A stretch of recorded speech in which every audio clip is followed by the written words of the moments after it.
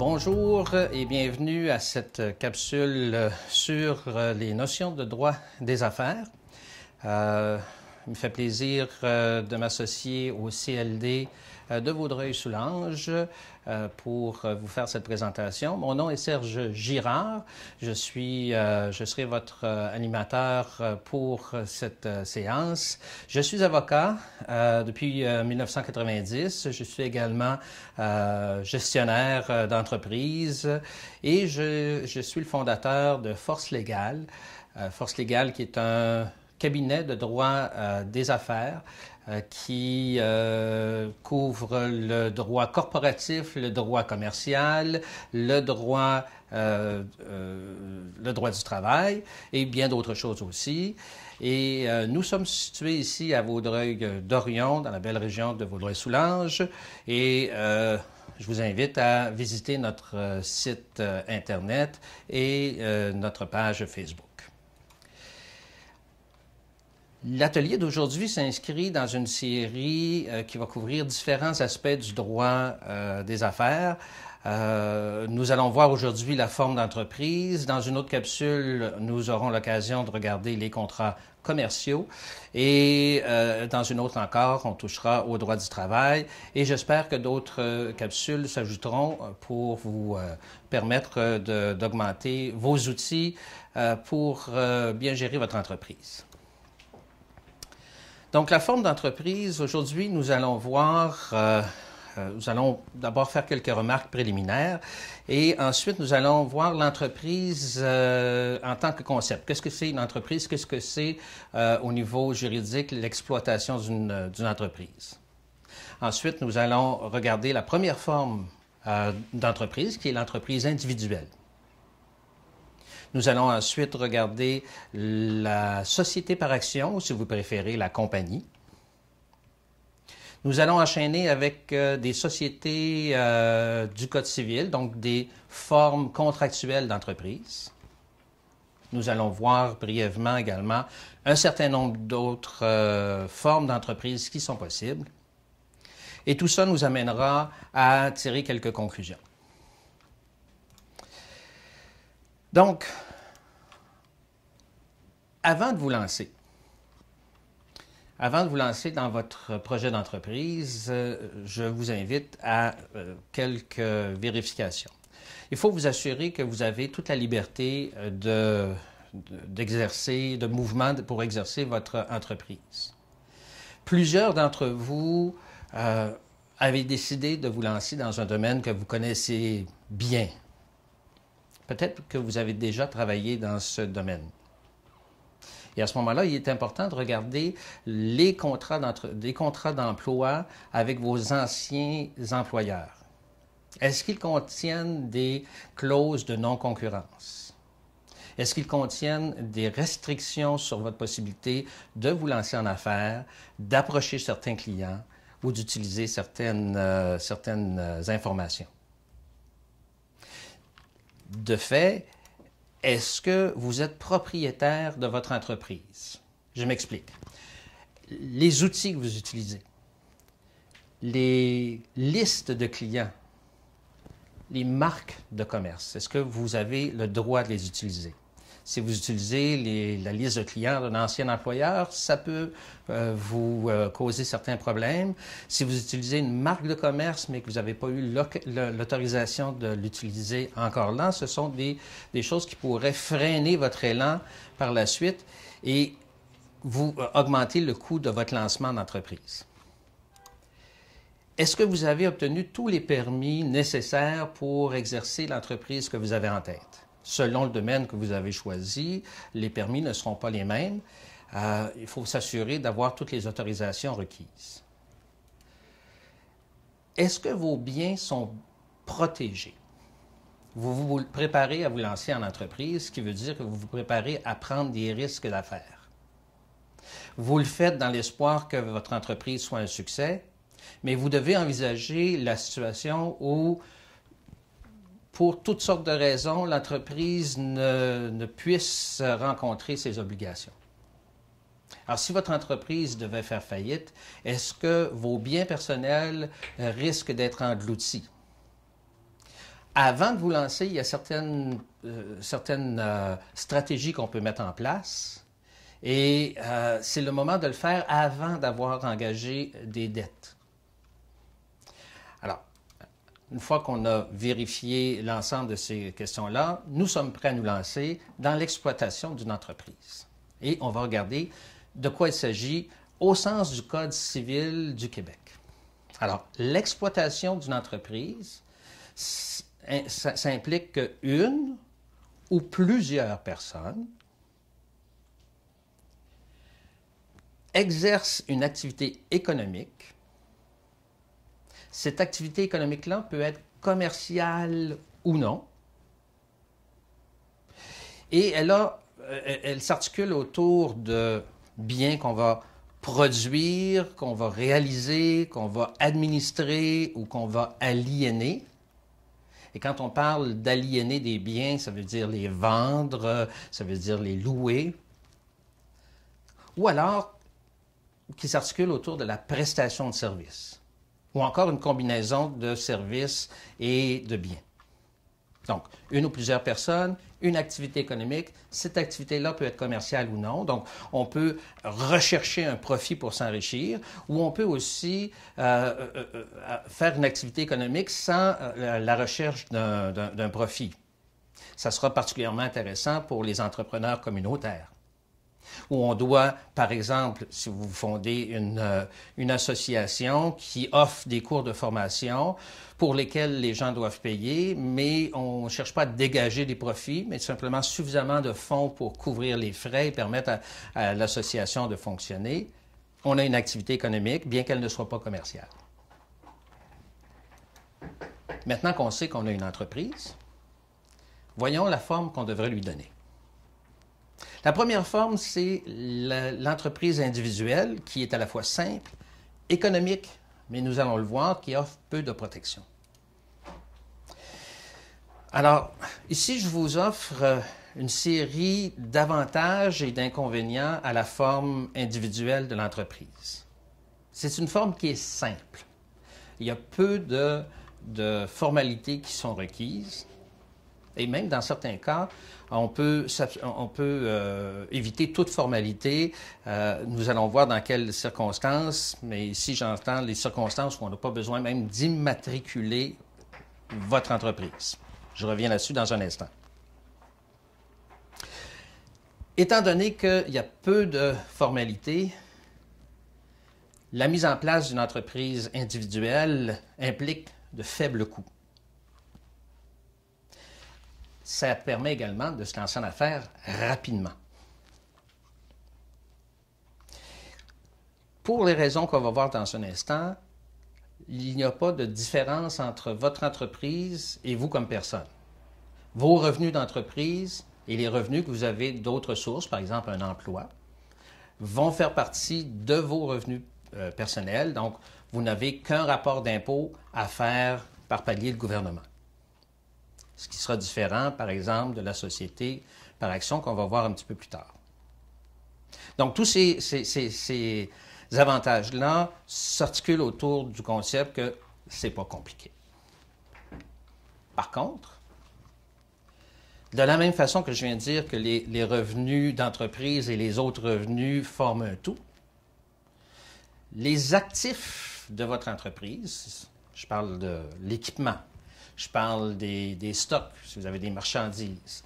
Je parle du compte en banque de l'entreprise. Et vos biens personnels, votre maison, vos autos, vos REER. Tout ça forme un tout. On va parler ici du patrimoine. Le patrimoine, c'est l'ensemble des biens qu'on a et des dettes qu'on a. Alors, comme il n'y a pas de différence entre l'entreprise et les biens, il n'y a pas non plus de protection légale si on a une difficulté personnelle ou si on a une difficulté d'entreprise. On revient là-dessus dans un petit instant. Il y a peu d'avantages fiscaux à avoir une entreprise individuelle. Bien sûr, si on exploite une entreprise, on peut déduire certaines de nos dépenses d'affaires. Mais au-delà de ça, nos revenus d'entreprise vont être imposés au même taux que nos autres revenus. C'est pas facile de financer une entreprise individuelle. Essentiellement, on peut faire des emprunts en fonction de son crédit personnel. C'est pas non plus facile de transférer une entreprise individuelle, de la vendre. Une entreprise individuelle n'ayant pas d'existence distincte de vous comme personne, si on veut vendre l'entreprise, il faut vendre ses actifs. Et la vente d'actifs peut entraîner un traitement fiscal assez lourd. Il n'y a pas vraiment d'autre alternative que la vente des actifs. Et donc, peu de souplesse de ce point de vue-là. Alors, pour imager, j'ai ici une petite image qui vous représente et qui vous représente aussi en tant qu'entreprise. Pour les fins de la démonstration, j'ai pris l'expression enregistrée pour indiquer qu'il s'agit d'une entreprise individuelle. L'expression enregistrée n'a plus vraiment cours. On a dans la loi sur la publicité des entreprises, on ne reprend pas cette expression-là, mais on la reconnaît. Donc, les entreprises qui existaient et qui avaient déjà ça dans leur nom est valide. Alors, pour les fins de la présentation, étant donné que c'est plus court de mettre 3 lettres que de mettre entreprise individuelle, nous irons avec ça. Donc, il y a vous comme personne et il y a vous comme entreprise. On a un seul bilan, on a un seul patrimoine pour nos biens personnels, pour nos biens d'entreprise. Si on a une difficulté, si l'entreprise a de la difficulté à payer ses fournisseurs, les fournisseurs, disons, qui vous ont poursuivi, qui ont obtenu un jugement et qui veulent exécuter ce jugement-là, ils ne sont pas obligés de s'arrêter aux biens de l'entreprise, ses stocks ou ses équipements. Ils peuvent aller saisir votre compte de banque, ils peuvent aller saisir votre voiture, ils peuvent aller saisir des biens qui vous appartiennent à vous. Inversement, si vous avez été faire un tour au casino et vous avez été malchanceux, vous vous retrouvez avec des dettes personnelles, vos créanciers personnels pourront aussi aller chercher les équipements de votre entreprise. Il n'y a pas de différence entre l'entreprise et vous personnellement. Cela dit, comment est-ce qu'on procède pour lancer une entreprise individuelle? Alors, si vous employez comme nom d'entreprise, si vous employez un nom d'entreprise qui inclut votre nom et votre prénom, il n'y a aucune formalité à remplir. Vous n'avez pas à immatriculer votre entreprise. Dans le cas contraire, si le nom de l'entreprise n'inclut pas votre nom personnel, il faut s'immatriculer. C'est essentiellement la seule formalité à observer.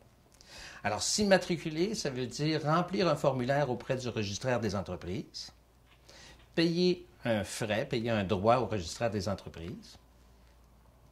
Et voilà, votre entreprise a maintenant une existence officielle. Elle a reçu un numéro d'entreprise.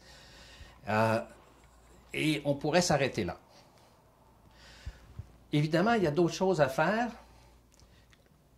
que je vais mentionner, mais si j'y allais d'une façon restreinte, je pourrais m'arrêter ici. L'entreprise individuelle est formée par l'immatriculation. Si votre entreprise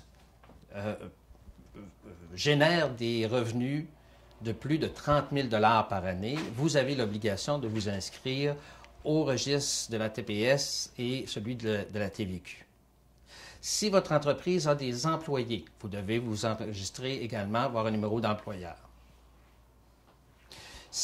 Comme je le disais tout à l'heure, assurez-vous d'avoir tous vos permis.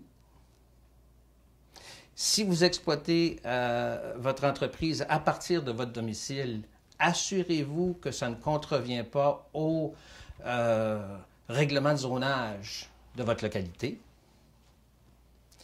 Et en tant qu'entrepreneur, en tant qu'entreprise, assurez-vous de bien documenter vos contrats commerciaux et ça fera l'objet d'une autre capsule. La société par action, elle, est plus complexe, elle coûte plus cher, mais c'est plus que du bonbon. Quand on veut s'incorporer, on a essentiellement deux choix. On peut s'incorporer en vertu de la loi québécoise, la loi sur les sociétés par action, ou de la loi fédérale, la loi canadienne sur les sociétés par action, ce sont leurs noms.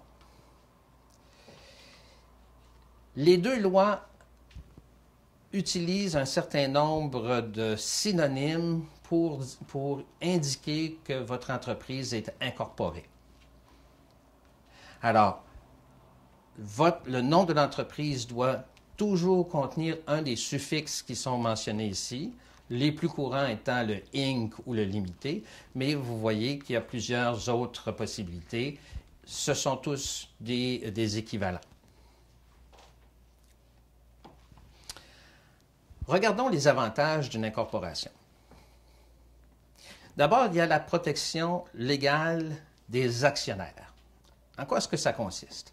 Revenons à notre petit dessin tout à l'heure. Il y a vous comme personne.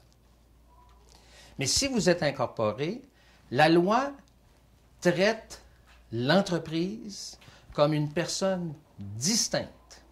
On va parler ici d'une personne morale, vous étant une personne physique. L'individu est une personne physique, l'entreprise ici est une personne morale.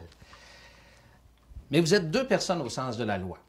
Ce qui veut dire que vous avez vos actifs, vous avez votre bilan, vous avez votre patrimoine, et l'entreprise a le sien. Si l'entreprise se retrouve en difficulté financière, ses créanciers peuvent avoir des droits pour faire exécuter un jugement sur les biens de l'entreprise, mais ils n'ont pas le droit de toucher à vos biens personnels. Inversement, si vous avez des difficultés financières personnellement, vos créanciers peuvent aller chercher paiement sur vos biens personnels, mais pas sur ceux de l'entreprise. Pensez, si vous êtes dans une entreprise, vous êtes 2 ou 3 ou 4 actionnaires, un de ces actionnaires-là a des difficultés financières, mais l'entreprise, elle, va continuer à fonctionner. Avec une structure fondée sur des sociétés par action, on peut aussi répartir le risque. Je vous donne ici une petite structure où on a une compagnie mère, on pourrait parler ici d'un holding, et qui est actionnaire de 3 entreprises également incorporées, qui ont des activités économiques avec des clients, avec des fournisseurs. On va parler de compagnies opérantes. Alors, la compagnie mère, elle est propriétaire des actions de chacune de ces compagnies opérantes. Elle peut aussi être propriétaire de certains actifs. Par exemple, elle peut être propriétaire des marques de commerce ou des brevets. Elle peut être propriétaire des équipements, des outils qui sont utilisés. Elle peut permettre aux entreprises opérantes de les utiliser, soit par une licence dans le cadre d'une marque de commerce ou d'un brevet, ou en louant les équipements aux compagnies opérantes. Mais elle demeure propriétaire de ces actifs-là. En tant qu'actionnaire des compagnies opérantes, elle a le droit également de recevoir des dividendes. Alors, la compagnie opérante A fait des profits et elle va verser ces profits-là sous forme de dividendes à la compagnie mère, au holding. Même chose pour la compagnie B, même chose pour la compagnie C. Donc, ce qui veut dire qu'on laisse le moins d'argent possible dans les entreprises opérantes. Pourquoi? Supposons que la compagnie A a des difficultés et qu'elle doit faire banqueroute. Les créanciers de cette compagnie-là auront peu de biens sur lesquels exercer leurs droits. Les équipements sont loués, ils n'appartiennent pas à la compagnie opérante A.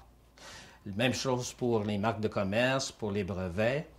Et il y a peu d'argent dans le compte en banque puisqu'on a gardé là le minimum. Évidemment, tout ça se fait de façon honnête, il y a des règles à respecter, mais tant on est à l'intérieur de ces règles-là, on n'est pas obligé de laisser dormir de l'argent dans la compagnie opérante. Donc, il y a peu de pertes. Et les autres compagnies opérantes, ainsi que la compagnie mère, sont à l'abri. Tant qu'on a bien géré nos choses, le fait que la compagnie A se retrouve en difficulté financière n'entraîne pas les autres du groupe dans les mêmes difficultés financières. On peut également répartir les risques en allant chercher d'autres partenaires. Dans l'exemple que je vous donne ici, la compagnie mère est devenue co-actionnaire avec une compagnie appartenant à un partenaire de la compagnie opérante C. Alors, les deux compagnies actionnaires, la compagnie en bleu, la compagnie en rouge, vont fournir des fonds à la compagnie C pour être capable de fonctionner. Ils vont recevoir des dividendes des profits de la compagnie C. Si jamais la compagnie C devait faire banqueroute, les pertes que ça peut impliquer, ça va être essentiellement l'investissement que chacune des deux actionnaires a fait. Donc, on a réparti le risque. Et dans ce cas-ci, le partenaire n'a de droit que sur les dividendes qui sont versés par la compagnie C. Il n'a aucun droit pour les dividendes qui viennent de la compagnie A ou B. Il n'est pas actionnaire de ces compagnies-là. Alors, ici, c'est une structure qui est relativement simple, mais qui déjà vous montre la souplesse et la richesse des incorporations pour ce qui est de faire croître votre entreprise, de financer votre entreprise et de gérer les risques. Je vais passer rapidement sur l'avantage fiscal. Si j'étais comptable, je passerais beaucoup de temps. Et j'imagine que vous aurez des formations qui vous détailleront beaucoup plus ces avantages-là que je vais le faire aujourd'hui. Alors, essentiellement, une entreprise est imposée à un taux moindre sur ses profits qu'un individu est imposé sur ses revenus. De plus, l'impôt sur les compagnies n'est pas progressif. Peu importe l'ampleur des profits, c'est toujours le même pourcentage de 19 % qui va s'appliquer, 19 % étant le taux au moment où je fais l'enregistrement. Il aura peut-être varié au moment où vous vous écouterez. Maintenant, c'est intéressant dans la mesure où l'entreprise fait suffisamment de profit pour qu'on puisse laisser dormir de l'argent dans l'entreprise. Parce qu'au moment où on verse les dividendes aux actionnaires, ces dividendes-là vont être imposés. Et quand on additionne l'impôt sur le dividende et l'impôt que la compagnie avait payé au moment de faire sa déclaration d'impôt, on finit par retrouver le même taux que le taux qu'un individu doit payer. Mais si on est capable de laisser des fonds dans l'entreprise, parce qu'elle génère plus de profit que ce que les actionnaires ont besoin pour vivre, on va pouvoir répartir le revenu dans le temps et s'assurer d'avoir un revenu comme actionnaire qui va toujours nous permettre de payer le moins d'impôts possible. Le fractionnement du revenu est un autre avantage. Le fractionnement du revenu, c'est le fait pour... alors, comme entrepreneur, vous avez fondé votre entreprise, votre société par action. Vous décidez d'émettre des actions au nom de votre conjoint, votre conjointe, et celui de vos enfants. Au moment d'émettre les dividendes, supposons qu'on aurait suffisamment d'argent pour émettre 200 000 $ de dividendes. Si vous recevez les 200 000 $ tout seul, vous allez être au maximum du taux d'imposition. Vous allez payer beaucoup d'impôts. Si à la place, vous versez 50 000 $ et vous versez 50 000 $ à votre conjoint et à vos deux enfants, vous allez avoir au total, comme famille, reçu 200 000 $, mais vous allez avoir été loin du maximum des taux d'imposition et donc, au total, vous aurez payé moins d'impôts. Maintenant, faites attention, c'est pour ça que j'ai mis 2 étoiles ici. Le gouvernement fédéral est en train de réviser ces règles-là. Au moment d'enregistrer, le gouvernement fédéral est en train de faire l'étude d'une modification à la loi sur l'impôt. Il est possible que c'est la possibilité de fractionner le revenu pour de petites entreprises soit largement restreint. Donc, il faudra que vous voyiez votre comptable ou votre fiscaliste pour voir quelle sera la situation au moment de vous lancer. Mais il reste que pour l'instant, c'est un des avantages fiscaux de l'incorporation.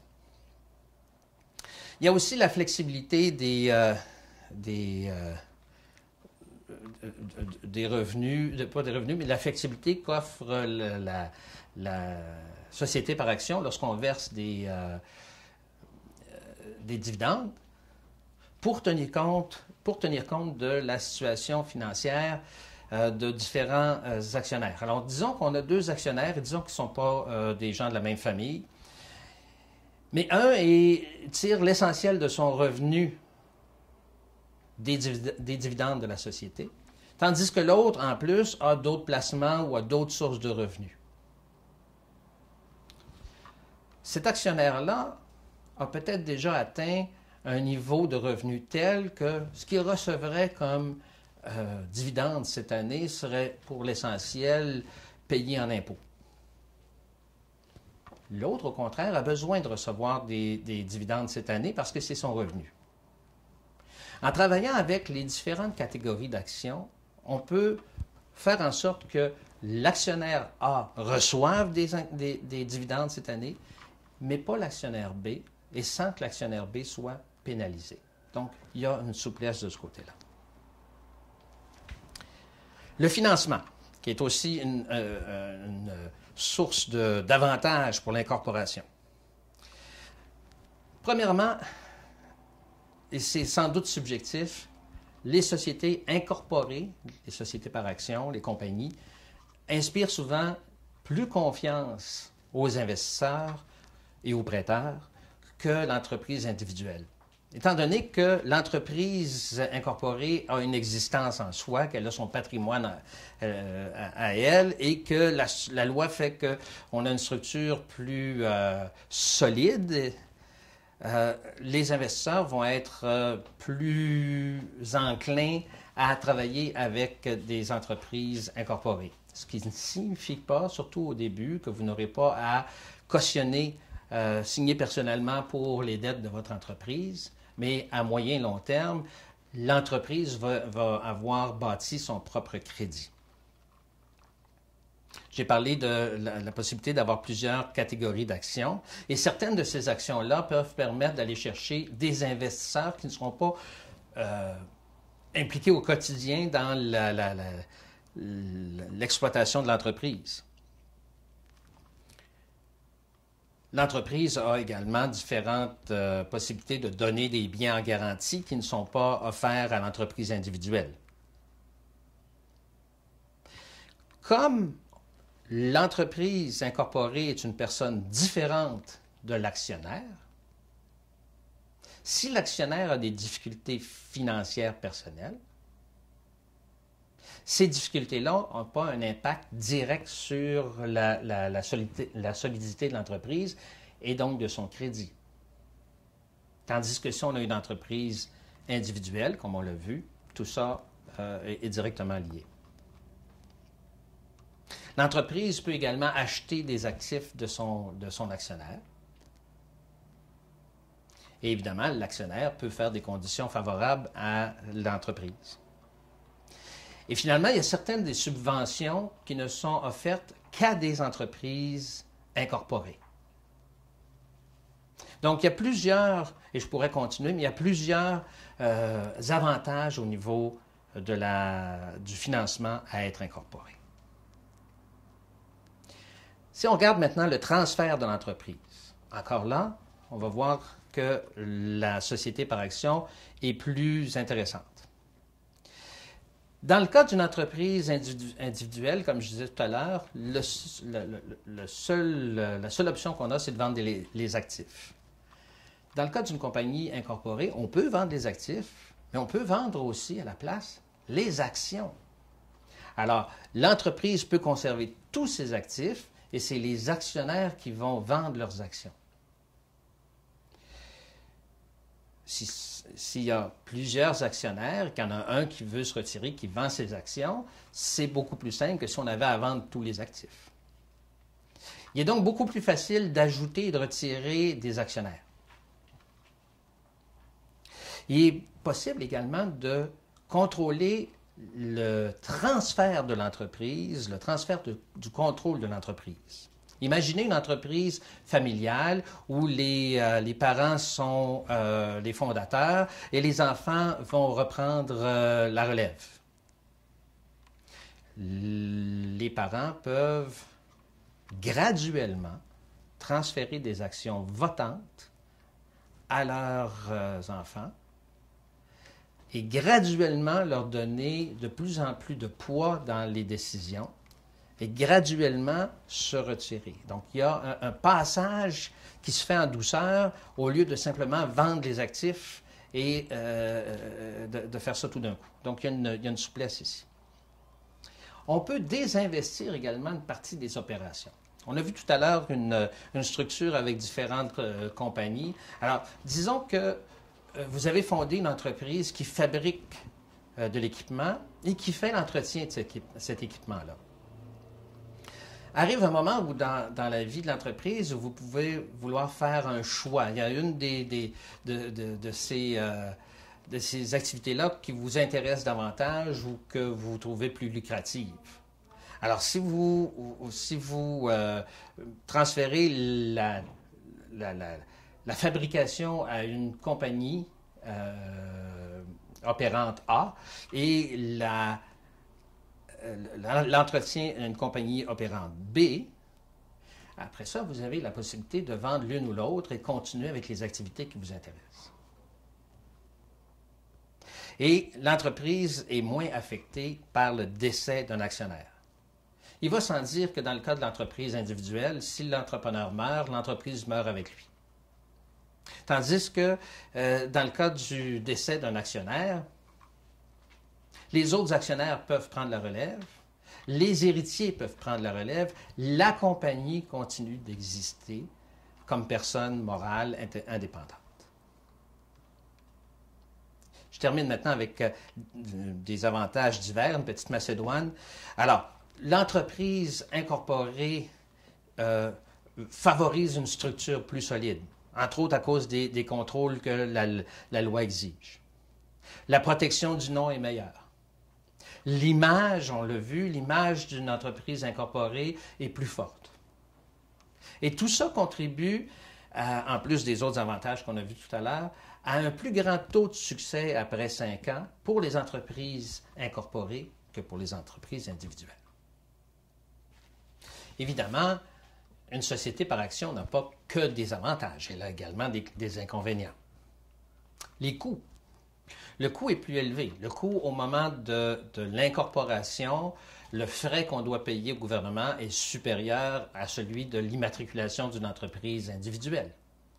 L'entreprise individuelle va vous demander un déboursé de quelques dizaines de dollars, tandis que le frais payable au registraire des entreprises ou à Corporation Canada se chiffre en quelques centaines de dollars. À cela s'ajoute le fait que la mise en place d'une société par action étant plus complexe, il est plus souvent nécessaire de faire affaire avec un professionnel que vous allez devoir payer, et donc ça ajoute au coût. Vous allez avoir également à faire des paiements à chaque année au registraire des entreprises et à Corporation Canada. Comme on a maintenant 2 personnes, l'individu qui est actionnaire et l'entreprise qui est une personne morale, les deux vont devoir faire des rapports d'impôts. Et, encore une fois, il est courant qu'on va faire appel à un comptable pour faire les rapports d'impôts de la société par action, ce qui va nous amener d'autres coûts. Il y a également plus de contrôle, plus de paperasse, si vous voulez, à faire quand on a une entreprise incorporée. Ce sont donc différents désavantages. Et il faut que vous regardiez si dans votre situation personnelle, les avantages que vous allez tirer justifient les coûts et autres désagréments que peut représenter l'incorporation. Comment est-ce qu'on procède pour s'incorporer? Alors, il faut d'abord choisir la juridiction. Est-ce qu'on veut s'incorporer sous la loi fédérale ou la loi provinciale? De nos jours, la loi québécoise est parmi les plus modernes en Amérique du Nord. Il y a quelques années, l'ancienne loi des compagnies a été revue en entier. C'est là qu'on a adopté la loi sur les sociétés par action, en s'inspirant des meilleures pratiques, non seulement des différentes provinces canadiennes, mais de plusieurs des juridictions américaines. Je vous dirais que dans la majorité des cas, il n'y a pas vraiment d'intérêt à aller vers la société fédérale plutôt que provinciale. Je mentionne une situation qui est particulière si il est important pour vous que le nom de votre entreprise soit en anglais. Si vous vous incorporez sous la loi provinciale, la loi sur les sociétés par action, cette loi-là est régie également par les règles de la charte de la langue française. Le nom officiel de l'entreprise doit être en français ou ne doit pas être dans une autre langue. Vous avez le droit d'adopter des noms supplémentaires. Anciennement, on parlait de raisons sociales, des noms supplémentaires sous lesquels vous allez pouvoir faire affaire, mais le nom officiel de votre entreprise va être en français. Si donc pour vous, c'est un élément important dans votre stratégie que le nom soit en anglais, l'incorporation fédérale devient intéressante parce que la loi demande que le nom de l'entreprise soit dans l'une ou l'autre des deux langues officielles, l'anglais ou le français. Attention, si vous faites affaire au Québec, vous allez cependant devoir enregistrer un nom français lorsque vous allez vous immatriculer et vous allez avoir encore à observer les règles de la loi de la Charte de la langue française. Il y a une autre situation où là, ça pointe clairement vers la société par action sous la loi québécoise. C'est la situation où vous avez des investisseurs, des actionnaires qui ne sont pas des résidents canadiens. Surtout si ces investisseurs-là sont majoritaires. Car la loi fédérale exige, ou plutôt restreint, la possibilité de contrôle par des non-canadiens, ce que ne fait pas la loi provinciale. Une fois que vous avez choisi sous quelle loi vous voulez vous incorporer, il s'agit maintenant de choisir le nom de l'entreprise. Vous avez la possibilité de ne prendre aucun nom. Et à ce moment-là, vous allez avoir une compagnie à numéro. Le numéro va être généré par l'autorité qui vous incorpore, soit Corporation Canada, soit le registraire des entreprises. Mais si vous voulez un nom, il est prudent d'abord d'aller vérifier si ce nom-là est disponible et possiblement le réserver. Ici, je mentionne, et je l'ai mis en italique, je mentionne un élément qui ne découle pas de la loi, mais qui est un conseil de prudence que je vous encourage à suivre. De nos jours, toutes les entreprises ont un site Internet. Vous allez sans doute en vouloir un. Peut-être que vous voulez l'utiliser dès le départ, peut-être que ce sera pour plus tard. Mais dans ce cas-là, je vous conseille, avant de faire l'incorporation, d'aller réserver le nom de domaine qui vous intéresse. Pourquoi? Parce que certaines entreprises font commerce de réserver les droits, d'aller chercher les droits sur un nom de domaine pour ensuite vendre ce domaine-là à une entreprise qui est intéressée à l'avoir. Et pour ce faire, les entreprises qui font ce genre de commerce-là vont surveiller un certain nombre de registres, dont le registre de Corporation Canada ou celui du registre ou le registre des entreprises du Québec, pour identifier de nouvelles incorporations et aller chercher des noms de domaines qui correspondent. Et si vous n'avez pas déjà réservé votre nom de domaine, au moment où vous allez le faire, vous risquez de vous faire dire que le nom n'est pas disponible. Vous allez être dirigé vers le propriétaire des droits sur ce nom-là, qui pourra exiger de votre part des sommes largement supérieures à ce que vous auriez autrement payé au moment de réserver votre nom. Donc, ce n'est pas une exigence de la loi, mais je vous incite fortement à aller chercher votre nom de domaine avant de faire l'incorporation. Alors, maintenant qu'on est prêt à s'incorporer, comment on procède? On doit remplir un formulaire. On doit remplir les statuts constitutifs. Donc, on a un formulaire à remplir qui nous est fourni soit par Corporation Canada ou par le registraire des entreprises. On doit, dans ce formulaire-là, on va donner différentes informations, le nom de l'entreprise, l'adresse de son siège social, le nombre des administrateurs, le nom des premiers administrateurs, quoi d'autre? On va parler de... Alors, on va avoir aussi à joindre le capital action de l'entreprise. Le capital action, c'est la description des différentes catégories d'actions et la description des droits rattachés à chacune des catégories d'actions. Vous avez le droit d'avoir une seule catégorie d'actions. À ce moment-là, on parle d'actions ordinaires et ces actions-là vont avoir des droits de vote, vont avoir le droit d'obtenir des dividendes et le droit au reliquat. Je pense qu'on en parle un peu plus tout à l'heure. Donc, c'est possible d'avoir une seule catégorie d'actions. Et si vous voulez plus de catégories, il faut mettre ça avec votre formulaire pour obtenir votre constitution. Il faut également, dans la plupart des cas, pour des petites entreprises, indiquer des restrictions au transfert des actions. Alors, si vous ne voulez pas être traité comme une grande entreprise qui est cotée à la bourse, qui doit faire un prospectus, qui doit faire des rapports auprès de l'autorité des marchés, ce qui en soi représente une quantité de formalités énormes, qui vous oblige à divulguer un tas d'informations sensibles sur votre entreprise. Si ce que vous voulez, c'est d'avoir une petite entreprise comme la plupart des gens, vous voulez avoir ce qu'on appelait anciennement une entreprise fermée, compagnie fermée. Aujourd'hui, on va parler d'un émetteur non assujetti. Donc, on n'est pas assujetti aux règles qui s'imposent pour les entreprises en bourse. Alors, pour ça, on doit faire une restriction au transfert des actions. Généralement, ça veut dire qu'on va indiquer que le transfert des actions doit être autorisé par un vote des administrateurs. Une fois qu'on a déposé les statuts constitutifs et qu'on a payé les droits à Corporation Canada ou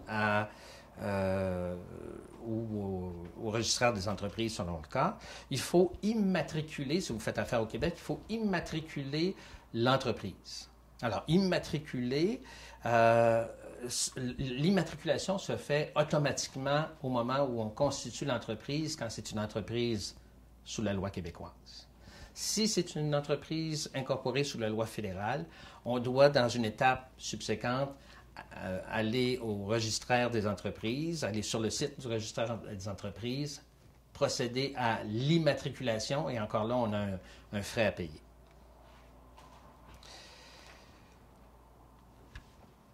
Maintenant, il s'agit de constituer un livre des minutes. Alors, le livre des minutes, physiquement, il n'y a pas d'obligation précise sur sa forme. Alors, vous pouvez aller vous chercher un simple cartable chez Bureau en gros, comme vous pouvez aller dans une entreprise spécialisée dans la vente des livres de minutes et avoir un beau livre qui fait très professionnel, mais qui va être plus cher. Ce qui compte, c'est le contenu, et ça nous amène à parler de l'organisation de la société par action. Je l'ai mis en gras, je l'ai souligné, c'est un élément nécessaire, mais souvent oublié. Techniquement, quand vous avez reçu votre certificat d'incorporation qui vous a été envoyé par Corporation Canada ou le registraire, techniquement, vous êtes incorporé, mais le travail n'est pas terminé. La loi vous oblige à adopter une série de résolutions pour fixer, pour adopter le règlement interne de la compagnie, choisir l'institution financière, choisir la date de fin d'exercice financier, choisir votre comptable ou votre vérificateur externe et d'autres résolutions encore. Elle vous oblige à constituer des registres, le registre des actions, le registre des actionnaires. Elle vous oblige à émettre les actions. Alors, il y a tout un travail à faire, un travail juridique, que vous pouvez chercher à faire vous-même, comme vous pouvez vouloir construire votre maison vous-même, ou vous pouvez demander à un professionnel de s'en occuper. Et quand je parle de professionnel, souvent les gens pensent que, on va demander ça à mon comptable. Le comptable ne peut pas faire cette étape-là. Il va se retourner puis il va demander à un avocat de s'en occuper. Ce sont des documents juridiques et ça relève donc de la compétence des avocats d'affaires. Et évidemment, vous allez devoir obtenir, selon le cas, vos numéros de TPS, de TVQ, de déduction à la source, d'employeur, etc. Alors, une fois qu'on a constitué la société par action, comment est-ce qu'elle fonctionne?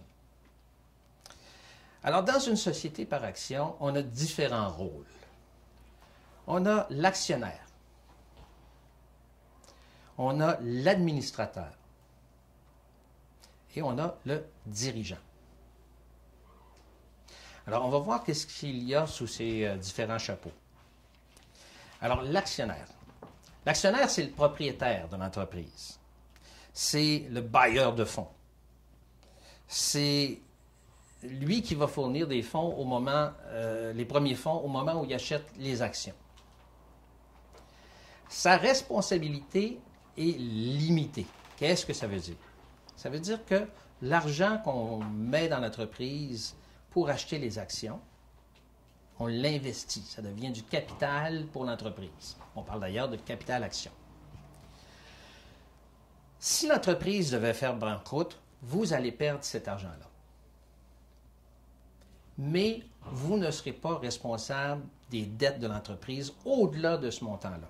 Alors, si vous avez investi 10 000 $ pour 10 000 actions et que l'entreprise fait banqueroute, vous allez perdre votre 10 000 $, mais même si l'entreprise avait des millions de dettes, en tant qu'actionnaire, vous n'êtes pas responsable de ces dettes-là. En tant qu'actionnaire, vous avez 4 droits fondamentaux. J'en ai parlé brièvement tantôt. Le droit à... en fait, je vais commencer par un que je n'ai pas mentionné. Le droit à l'égalité. Qu'est-ce que c'est le droit à l'égalité? Si j'ai une action de catégorie A et si mon voisin a une action de catégorie A, nous avons les mêmes droits. Si nos actions nous accordent le droit d'avoir des dividendes, nous allons avoir le même montant par action. C'est bien sûr que si mon voisin a plus d'actions que moi, il va peut-être recevoir au total plus d'argent. S'il a 10 actions tandis que j'en ai une, il va recevoir 10 fois plus d'argent. Mais par action, on a le même montant. Si nos actions nous donnent le droit de voter, on va avoir le même nombre de votes. Attention, une autre catégorie d'actions pourrait octroyer plus de droits de vote. Mais tant qu'on est dans la même catégorie, on est traité également. On a le droit de voter. Attention, ce ne sont pas toutes les catégories d'actions qui donnent le droit de voter, mais il faut qu'il y ait au moins une catégorie d'actions qui donne le droit de vote. On va parler des actions de contrôle à ce moment-là. On a le droit de participer au profit, qui est essentiellement le droit de recevoir des dividendes. Là aussi, ce n'est pas toutes les actions qui vous donnent ce droit-là. Et le droit au reliquat. Qu'est-ce que c'est le reliquat?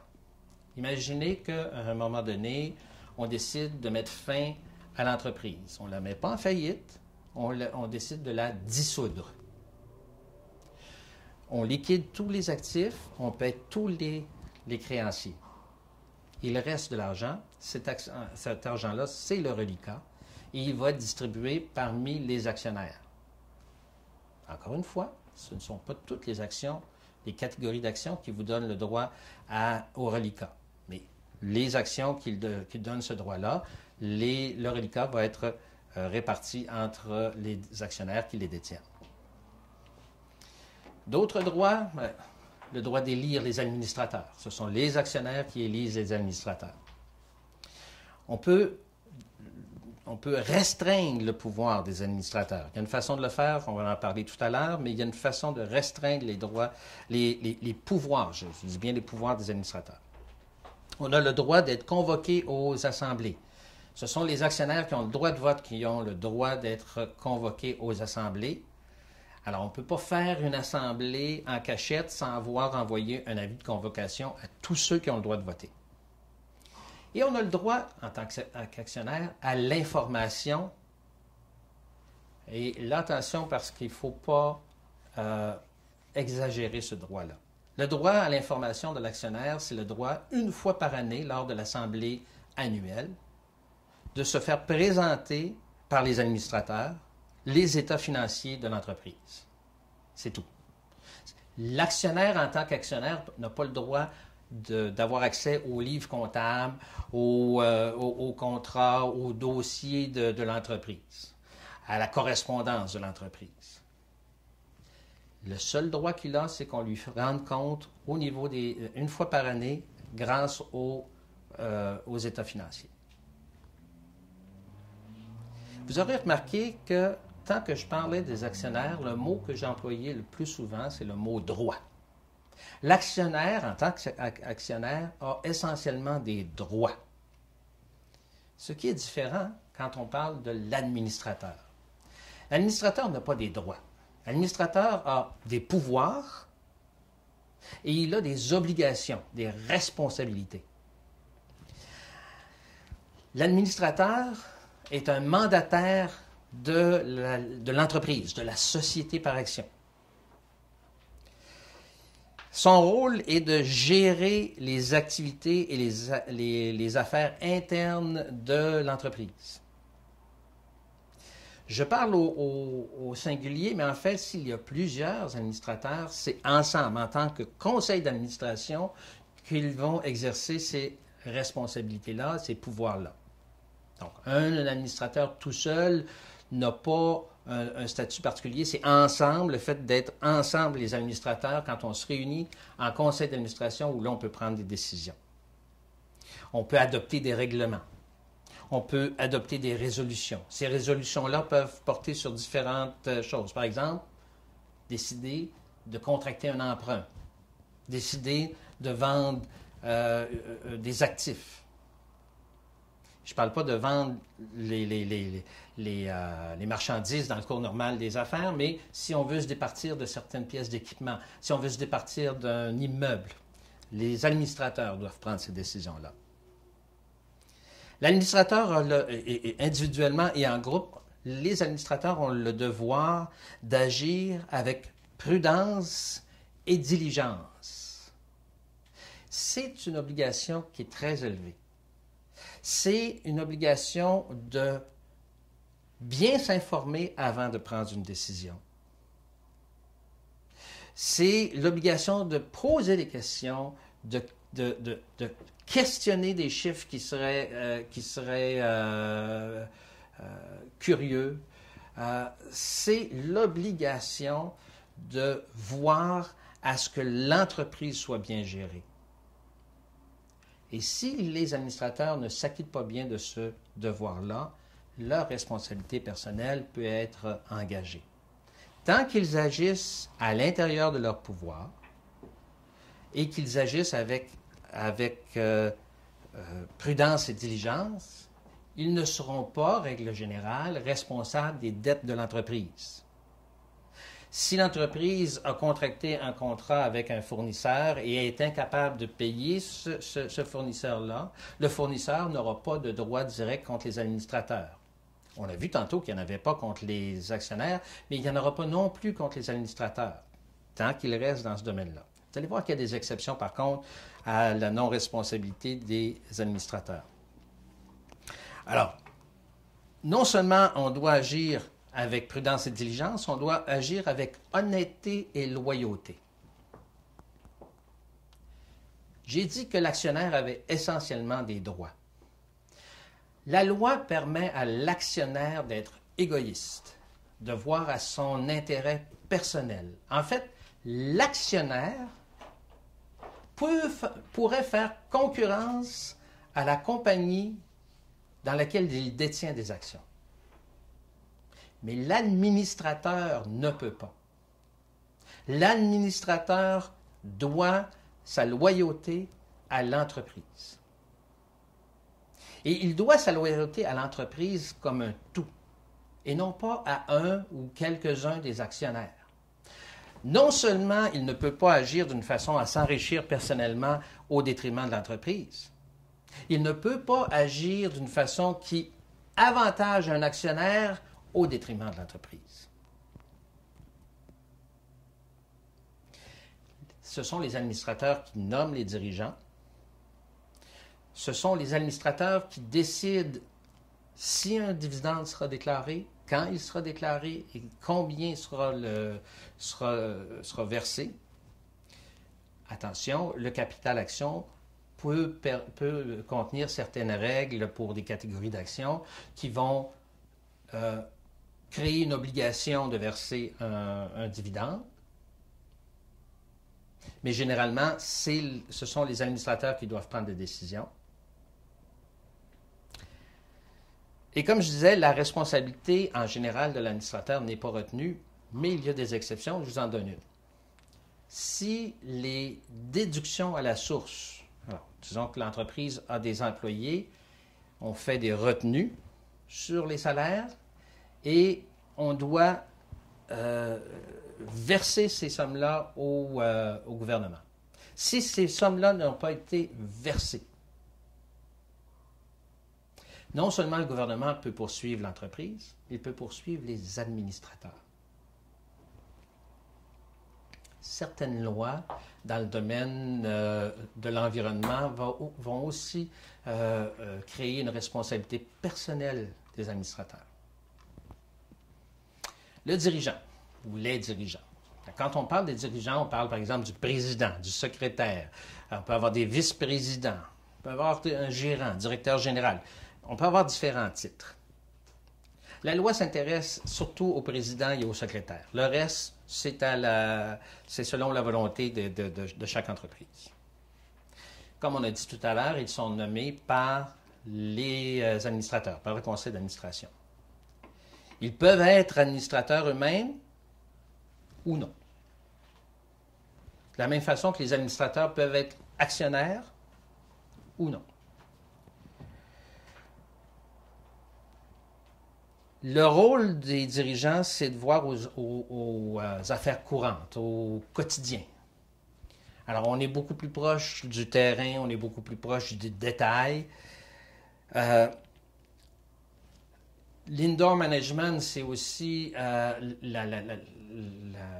l'idée que les tiers doivent être protégés. Alors, si quelqu'un se présente comme étant un dirigeant de l'entreprise et ayant certains pouvoirs d'engager l'entreprise, même si en réalité il n'avait pas ces pouvoirs-là, le tiers qui est de bonne foi aura des droits contre l'entreprise.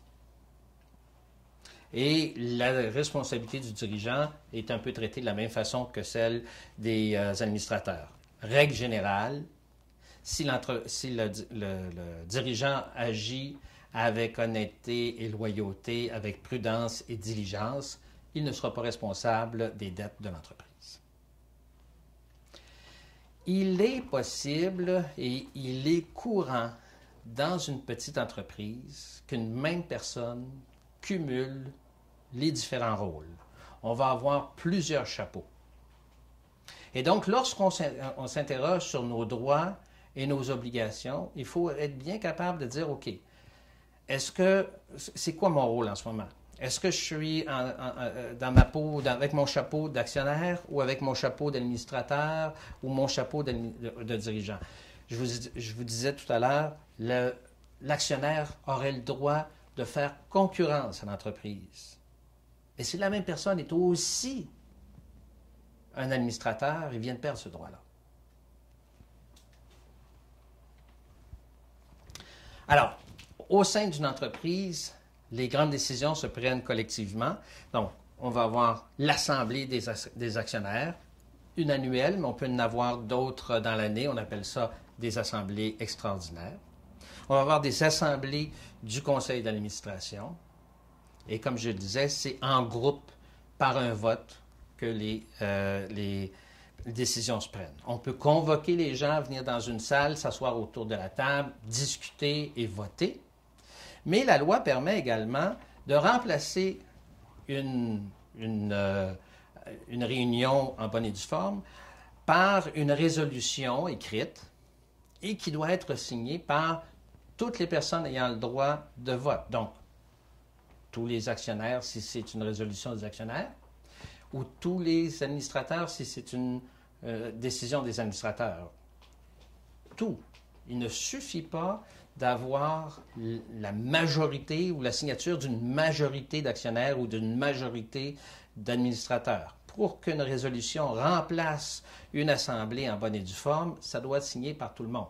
Tandis que si on a procédé par une assemblée, qu'on a convoqué tout le monde, mais que tout le monde ne s'est pas présenté, dans la mesure où on a un quorum, on peut prendre des décisions à la majorité des personnes présentes. Lorsqu'on a une entreprise, une société par action dans laquelle il y a plus d'un actionnaire, il est fortement recommandé, bien que ce ne soit pas une exigence de la loi, il est fortement recommandé d'adopter une convention entre actionnaires. Qu'est-ce qu'une convention entre actionnaires? C'est d'abord un contrat. Un contrat entre les actionnaires et il est possible de demander à l'entreprise d'intervenir, surtout quand on veut l'obliger à respecter un certain nombre de mécanismes qu'on a mis dans la convention. Et à la base, la convention est faite entre les actionnaires. Le but de cette convention-là, c'est de prévenir différentes situations. Ça peut être aussi de restreindre les pouvoirs des administrateurs. Donc, tantôt, je disais que les actionnaires peuvent restreindre les pouvoirs des administrateurs. Ça se fait dans le cadre d'une convention entre actionnaires. Pour pouvoir restreindre les pouvoirs des actionnaires, ça doit être adopté par tous les actionnaires. On peut régler la gestion des affaires de l'entreprise, on peut créer des règles et des mécanismes. En fait, ce qu'on veut, c'est éviter des litiges. Je vous donne quelques exemples. On peut vouloir maintenir la propriété proportionnelle de l'entreprise. Alors, si j'ai quatre actionnaires qui ont chacun 25% des actions, si je n'ai pas de convention entre actionnaires, rien n'empêche qu'éventuellement, un des actionnaires achète les actions d'un deuxième, du troisième, et là, on n'est plus à égalité. Mais surtout, rien n'empêche la société d'émettre de nouvelles actions et que ces nouvelles actions-là soient toutes acquises par un seul actionnaire. Et ce qui veut dire que non seulement son pourcentage, lui, augmente, mais le pourcentage des autres diminue. Alors, si on ne veut pas que ça arrive, on peut, dans une convention entre actionnaires, prévoir des règles qui vont permettre de maintenir les proportions entre les actionnaires. On peut vouloir régler différentes questions qui concernent la vente des actions. Par exemple, comment on procède pour vendre de gré à gré des actions, soit entre les actionnaires, soit d'un actionnaire à un tiers, quelqu'un qui n'est pas déjà un actionnaire. On peut vouloir forcer la vente des actions sur la volonté du vendeur. Alors, on peut avoir des mécanismes qui permettent à l'actionnaire qui veut vendre ses actions de forcer les autres actionnaires à les acheter. Inversement, on peut avoir des règles qui vont forcer un actionnaire à vendre ses actions.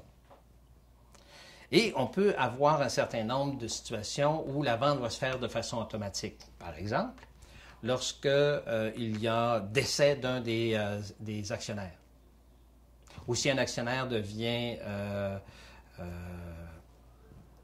failli. On peut également s'entendre sur la valeur des actions ou sur un mécanisme pour déterminer cette valeur-là. Parce qu'on n'est pas dans la situation d'une compagnie qui est cotée en bourse. La bourse est en soi un marché et c'est ce marché-là qui va fixer la valeur de l'action selon la loi de l'offre et de la demande. Quand on est une petite entreprise fermée, un émetteur non assujetti, il n'y a pas vraiment de marché pour nos actions.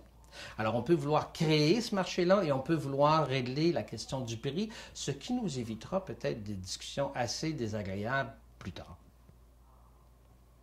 Et l'imagination des actionnaires et de leurs conseillers peut amener une série d'autres clauses qu'on peut mettre dans une convention entre actionnaires. On a maintenant terminé sur les conventions entre actionnaires et on va parler des entreprises contractuelles et ça nous ramène au Code civil. Alors, il y a différentes formes, mais je vais me concentrer ici sur 3 formes qu'on retrouve dans le Code civil, soit la société en non collectif, la société en commandite et la société en participation. Voyons d'abord les règles générales qui s'appliquent à ces différents types de sociétés. Ce sont des contrats. La société par action incorporée sous la loi fédérale ou la loi provinciale n'est pas créée par un contrat. Il est créé par l'effet de la loi en suivant certaines procédures et ça se manifeste par l'émission d'un certificat de constitution, soit par Corporation Canada, soit par le registraire des entreprises. Les sociétés du Code civil, ce sont des contrats. Alors, ce sont les gens qui veulent s'associer, qui vont, en concluant le contrat, former l'entreprise. Le contrat est fondé sur un esprit de collaboration, c'est le terme du Code. Ça implique l'exercice d'une activité qui n'a pas besoin d'être commerciale. Ça implique la mise en commun de différentes ressources. Ça peut être des fonds, ça peut être des équipements, ça peut être des connaissances, ça peut être toutes sortes de choses. Ça implique également un partage des bénéfices. C'est l'intention de partager ensemble les bénéfices. Le Code prévoit également, manifeste à plusieurs reprises son intention de protéger les tiers, ceux qui ne font pas partie de la société. Donc, il va y avoir des règles qui vont lier les associés entre eux, mais il va y avoir des règles qui vont protéger les tiers, et on va se donner quelques exemples tout à l'heure. La société va prendre fin dans différentes situations, mais je vous en nomme 3 ici. L'expiration du terme prévu au contrat. On peut prévoir de former une société pour les 2 prochaines années ou les 3 prochaines ou les 5 prochaines années. On peut prévoir la date à laquelle la société va prendre fin. On peut prévoir également, au lieu de prendre une date de calendrier, on peut prévoir un événement qui va entraîner la fin de la société. Par exemple, la réalisation du projet pour lequel on a créé la société. Et ça, ce dernier élément-là ne découle pas du contrat, mais plutôt de la loi.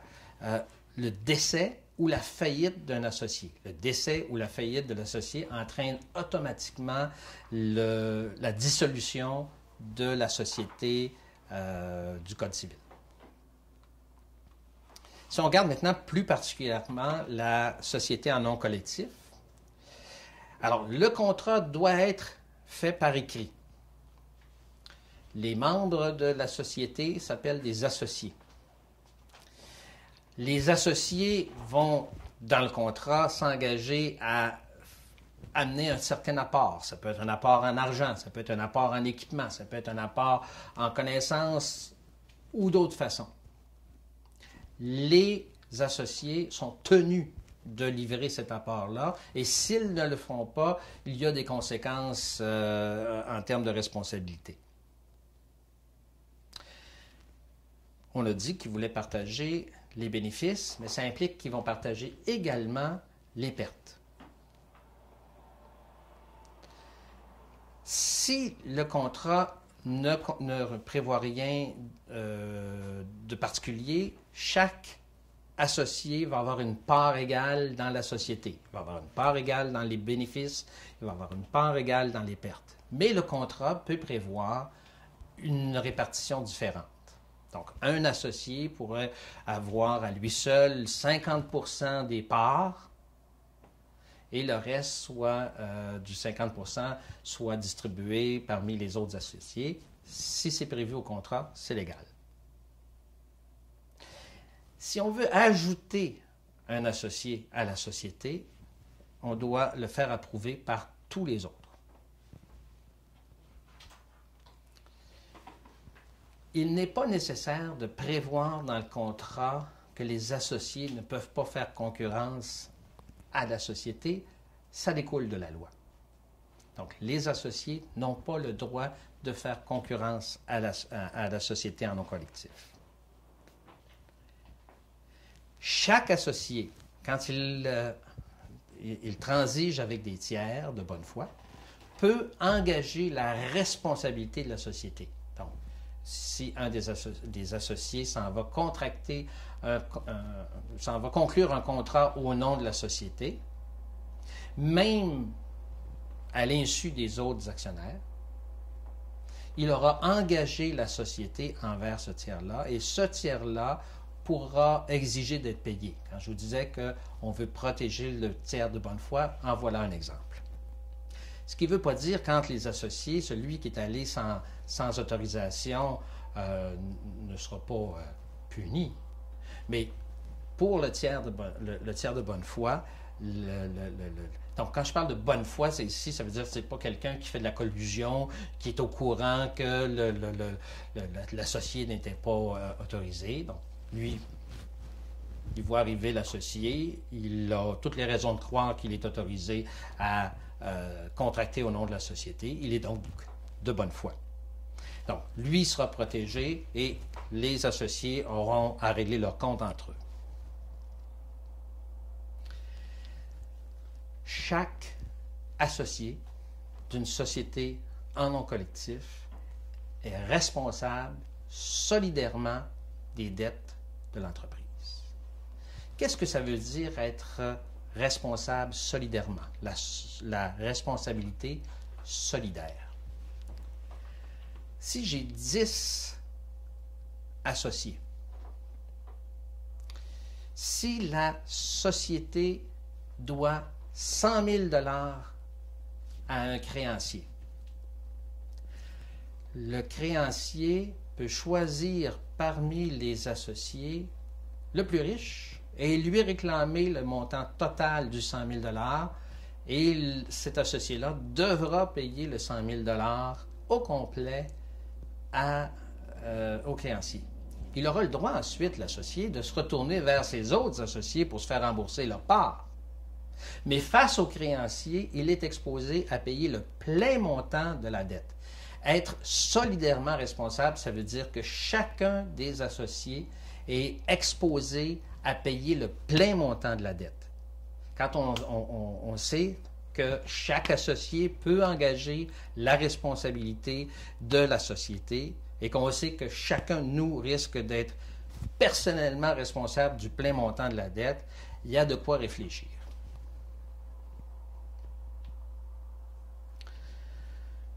Bon, le mode de gestion peut être prévu dans le contrat. S'il n'y a rien de prévu, les décisions se prennent collectivement par tous les associés, mais on peut nommer des administrateurs, leur confier certains pouvoirs, et à ce moment-là, ce sont ces administrateurs-là qui vont exercer ces pouvoirs-là. Alors, voilà pour la société en nom collectif.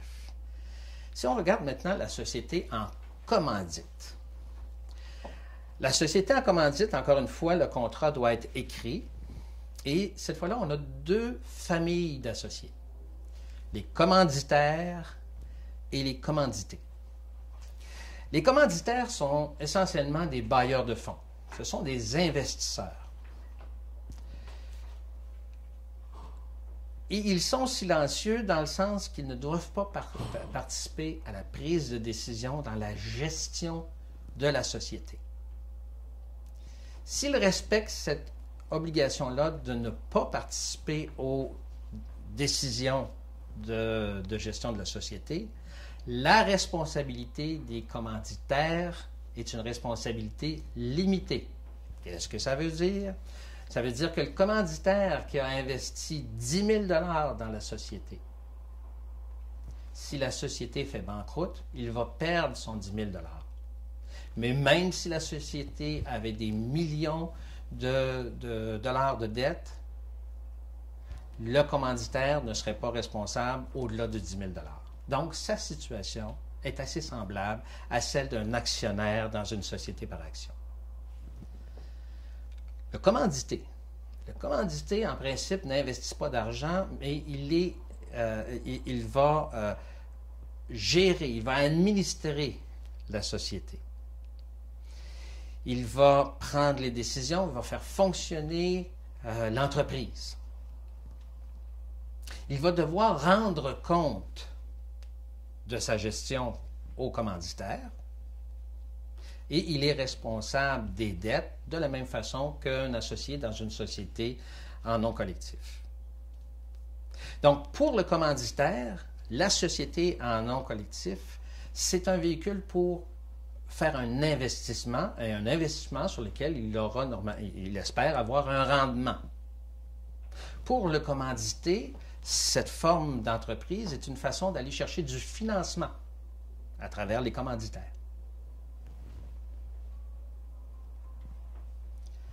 Je vais parler très brièvement de la société en participation et j'en parle essentiellement pour souligner que, contrairement aux deux autres sociétés qu'on vient de voir, le contrat de société en participation peut être verbal. Il peut être écrit, mais il peut aussi être verbal et il peut découler du comportement des associés. Ce qui permet donc de couvrir une série de situations qui seraient plus ou moins informelles, un peu floues.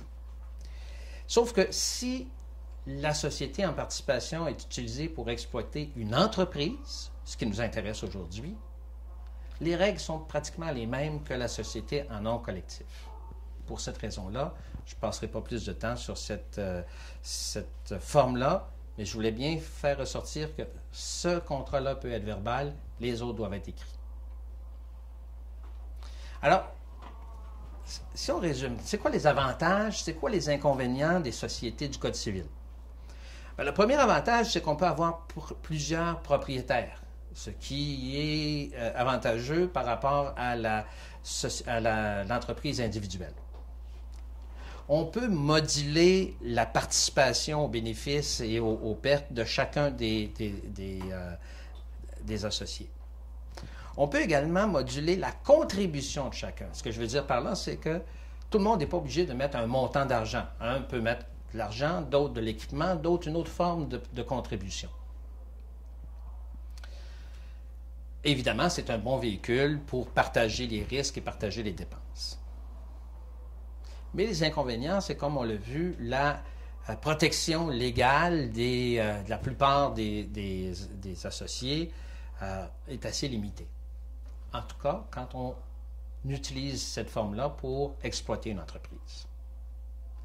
La responsabilité est solidaire et donc le risque individuel de chacun est important. Il n'y a pas vraiment d'avantage fiscal relié à la société en non collectif. Les profits de la société sont à chaque année distribuées à chacun des actionnaires. La société en nom collectif n'est pas considérée comme une personne morale distincte de ses associés. Elle ne fera pas de rapport d'impôt. Chacun des associés doit faire son rapport d'impôt. Ses revenus d'entreprise vont être traités de la même façon que de n'importe quelle autre source de revenus. Donc, il y a peu d'avantages fiscaux. On ne peut pas faire du report de revenus. On ne peut pas faire du fractionnement. C'est assez limité de ce côté-là. C'est plus difficile à financer qu'une société par action et c'est plus difficile à transférer. Il y a des possibilités. On peut vendre sa part à un tiers, mais comme ça prend l'accord de tout le monde, ça reste assez limité et on ne peut pas faire un transfert graduel comme on le voyait tout à l'heure avec la société par action. Il y a peu de choses qu'on peut faire ici. Alors, à quoi ça sert? Quand est-ce qu'on devrait opter pour une société du Code civil? La première réponse que je donnerais, c'est lorsqu'il y a un obstacle légal à l'incorporation. Il y a quelques années, la loi interdisait à tous les professionnels du Code des professions, les avocats, les comptables, les notaires, les médecins, etc., leur interdisait de s'incorporer. Alors, la forme qui restait pour des professionnels qui voulaient travailler ensemble, c'était de former une société, la plupart du temps une société en nom collectif ou l'équivalent de l'époque. Les interdictions à l'incorporation sont tombées pour pratiquement toutes les professions. Mais il y a des cabinets qui existent depuis longtemps, qui ont été formés sous la forme d'une société en nom collectif et qui continuent de fonctionner sous cette forme-là aujourd'hui, sans doute parce que, pour toutes sortes de raisons, ce serait trop compliqué de transformer l'entreprise en société par action et que les gains qu'on en tirerait ne justifieraient pas les coûts. Mais, à ma connaissance, de nos jours, et je vais parler pour le domaine que je connais le mieux, les avocats qui forment des cabinets maintenant vont en majorité opter pour une incorporation pour toutes les raisons que je vous ai expliquées. La société est, je pense, un bon véhicule lorsque on a en tête un projet avec un début et une fin, et pour lequel on a besoin de faire une mise en commun de différentes ressources. Pensez par exemple au domaine du cinéma où on va souvent voir des sociétés en commandite, où on va avoir des investisseurs qui vont financer les gens qui veulent réaliser le film. Une fois que le film est terminé, on dissout la société, les investisseurs reprennent leur capital et leur rendement, et les commandités ont pu réaliser leur projet. Pensez également à des situations que j'appellerais des joint ventures. Parce qu'oubliez pas, la société du Code civil doit être formée de personnes. Et le mot « personne » inclut tant la personne physique que la personne morale. Et le Code ne précise pas que ça doit être des personnes physiques, ce qui implique que ça peut être des personnes morales. Donc même deux compagnies incorporées pourraient, pour un projet, former une société dans laquelle ils vont mettre des choses en commun pour réaliser un projet. Il y a de grandes entreprises qui ont formé entre elles des sociétés en nom collectif pour des fins particulières. Donc, on voit que malgré ces limitations, c'est une forme qui peut être intéressante. Je dirais pour le joint venture, surtout dans la situation où les deux entreprises ne sont pas prêtes à fusionner l'ensemble de leurs opérations, mais sont prêtes à collaborer sur la réalisation d'un projet. On va mentionner en terminant quelques autres formes, parce qu'il y en a d'autres encore. Et je veux parler en particulier des coopératives. Alors, la loi sur les coopératives prévoit différents modes, des coopératives de producteurs, de consommateurs, des coopératives de travail, des coopératives de travailleurs actionnaires, des coopératives de solidarité. Et c'est important parce que vous savez que en cette fin de deuxième décennie des années 2000, on arrive à un moment où il va y avoir beaucoup d'entrepreneurs qui vont devoir prendre leur retraite. On nous annonce ça déjà depuis un certain temps. Les entrepreneurs ont sans doute repoussé l'âge de la retraite. Il va arriver un moment où ils vont devoir agir. Et on se rend compte qu'il y a un manque de relève pour toutes les entreprises qui en auraient besoin. Or, le gouvernement québécois a identifié la coopérative comme un des moyens pour susciter une relève, en permettant à des gens de se regrouper, de répartir le risque et de bénéficier de certains programmes de financement ou de certains avantages fiscaux. Et on va avoir parfois des montages qui sont hybrides, où on va avoir d'une part, par exemple, des gestionnaires, des cadres qui vont former une compagnie incorporée et qui vont s'associer avec une coopérative de travailleurs actionnaires. Et la coopérative va devenir co-actionnaire dans une société opérante, tout ça pour amener une relève. Votre projet d'affaires n'est peut-être pas adapté à cette situation-là. Peut-être qu'il l'est. Alors, ayez en tête qu'il s'agit d'une formule qui existe, dont on entend moins parler que l'entreprise individuelle ou l'incorporation, mais qui a des chances de prendre beaucoup d'ampleur dans les prochaines années. J'ai parlé au début, très brièvement, des entrepreneurs communautaires. Donc, l'entreprise, on l'a vu, l'exploitation de l'entreprise, c'est une activité économique qui peut être commerciale ou non.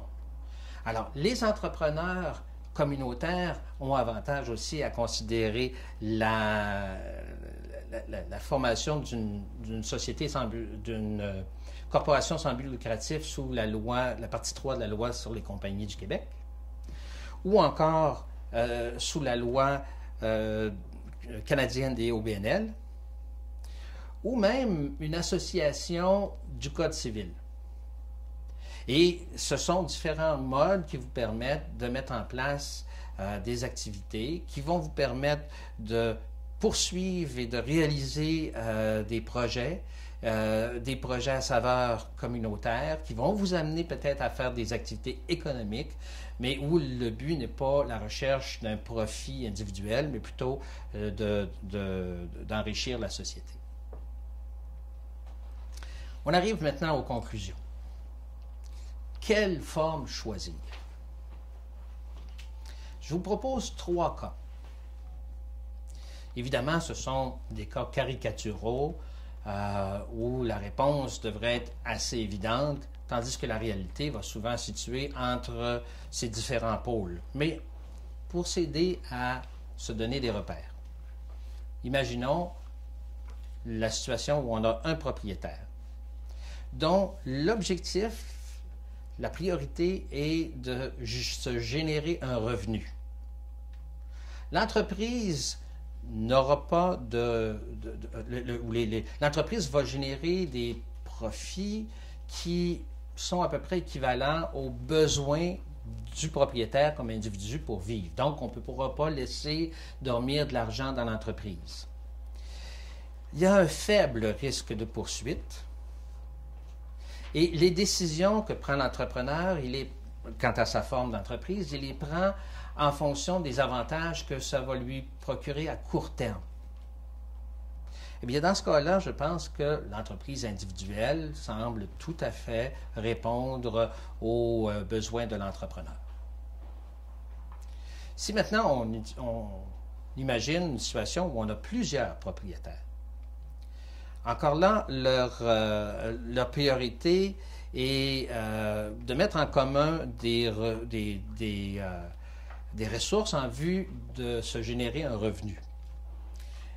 Les profits de l'entreprise vont correspondre essentiellement aux besoins de revenus des différents propriétaires. Et donc, encore une fois, on ne pourra pas laisser de l'argent dormir dans l'entreprise. Il peut y avoir peut-être un obstacle à l'incorporation. Et l'horizon, ici, est plus en fonction de la réalisation d'un projet. Une société du Code civil, société en nom collectif ou société en commandite, me semble bien répondre aux besoins de ces entrepreneurs. Finalement, la situation où on a un ou plusieurs propriétaires, cette fois, la priorité, c'est de se doter d'une structure solide pour permettre la croissance et éventuellement de bâtir un capital qu'on va réaliser le jour où on va vendre l'entreprise ou qu'on va vendre une partie de celle-ci. On projette des revenus ou des profits supérieurs aux besoins des propriétaires, ce qui nous permet de laisser de l'argent dans l'entreprise. On recherche une bonne protection contre les poursuites par des créanciers et on prend des décisions essentiellement en fonction du long terme. Dans une telle situation, la société par action, l'incorporation me semble tout à fait appropriée. Maintenant, quelle est votre situation à vous? Je vous propose un petit outil sans prétention, qui n'a pas la prétention d'être scientifique, mais qui va peut-être vous aider à placer vos idées. Je vous suggère un certain nombre de critères à considérer. Je vous suggère un choix de réponse selon qu'est-ce qui est le plus important pour vous. Et selon que vous répondiez A, B ou C à ces différentes questions-là, ça va vous permettre de traduire ça en fonction d'un score. Et le résultat, si le score est très bas, va vous indiquer qu'il y a peu d'intérêt pour vous à procéder à l'incorporation. Et au contraire, si le score est très haut, il est fortement probable que l'incorporation soit le mode qui réponde le mieux à vos besoins. Si vous voulez en savoir davantage, je vous invite à visiter le site du registre des entreprises où vous allez trouver une multitude d'informations. Également sur le site de Corporation Canada. Et bien évidemment, le site de Force Légale, en particulier la section conseil, vous allez trouver des articles qui vont toucher non seulement à la forme de l'entreprise, mais également à d'autres sujets qui traitent du droit des affaires. En terminant, j'aimerais remercier le CLD Vaudreuil-Soulanges de l'opportunité qui m'a été donnée de m'adresser à vous et je vous souhaite la meilleure des chances, le meilleur des succès dans la réalisation de vos projets d'affaires. Merci.